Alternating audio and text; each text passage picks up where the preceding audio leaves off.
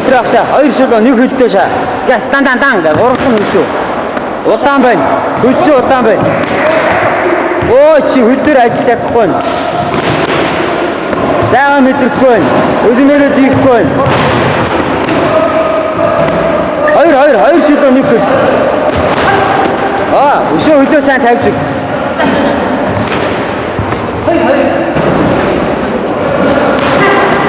Гараа сайн дисэр, хөлөө сайн дисрэн шиг. Яра. Сай.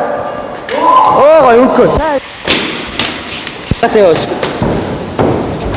Шоолаа ажиллагаа тэос.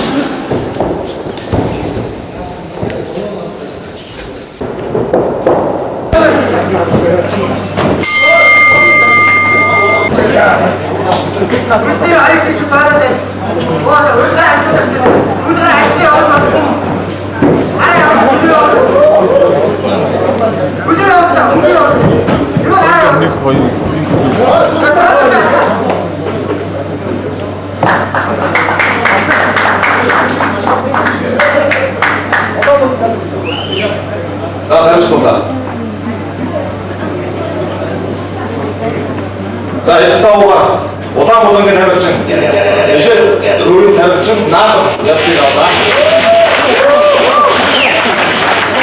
자, 나가죠. 오늘은 김치인데 아스틴 역시도 алтан бүсгүйчөө тэмцээн эхлэхэд бэлэн болоод энэ тэмцээнийг Монголд ангуудаа явуулах эрхийг бид авав.